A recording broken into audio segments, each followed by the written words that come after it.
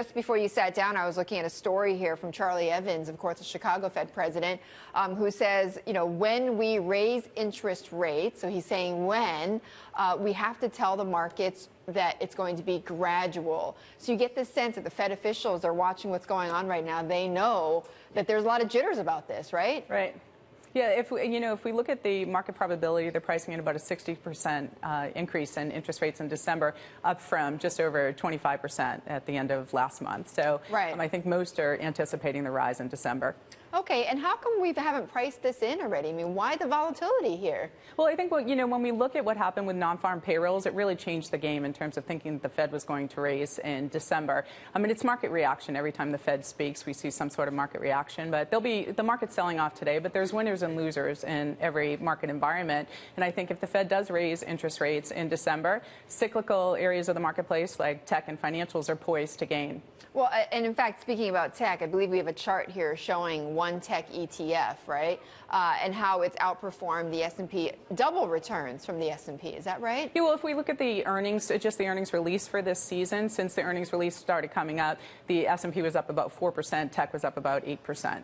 Okay, and why is that? When in a higher interest rate environment, why is that? Yeah, well, if you look at the technology sector, those companies are flush with cash. And so if you think about if the Fed raises interest rates, the cost of financing increases. So those defensive areas that are loaded up with debt, tech that's flush with cash is less vulnerable to any rise in interest rates. Right. And so they can continue with their shareholder-friendly policies of increasing dividends, doing share buybacks, mergers and acquisitions. So, in times when things are drying up, cash is king. Okay, what about the banks? Because, is it inevitable that the banks could benefit from this? I mean, just, given the better margins from a rate increase? Yeah, I think financials are another area that tends to benefit, particularly the banks, because if you think about the banks will increase their cost of borrowing, but not necessarily do an equivalent increase in terms of the depositors. So the net interest margin improves.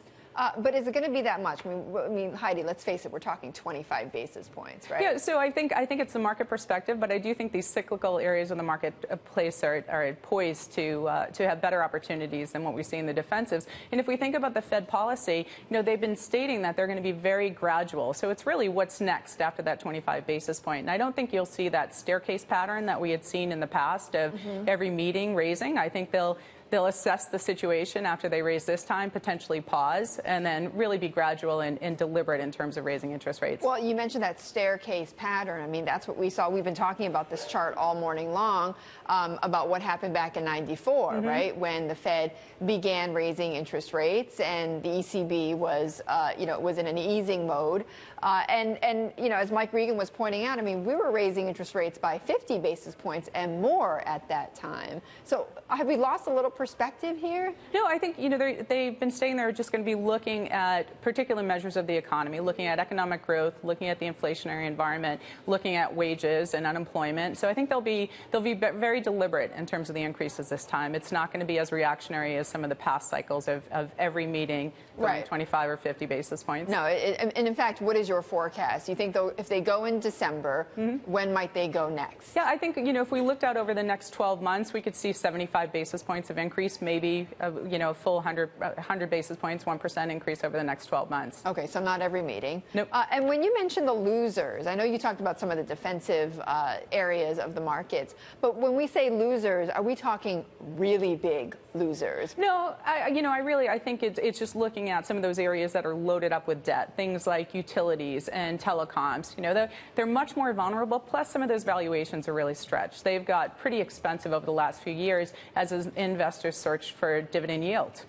Okay. And just finally, before we go, Heidi, we got to talk about Europe. Sure. What about the opportunity there in Europe? Yeah, I think, equities are poised for improvement in Europe. So if we think about this interest rate environment, the rates market right now is pricing in about a 10 basis points decline in deposit rates for December after Draghi's comments today.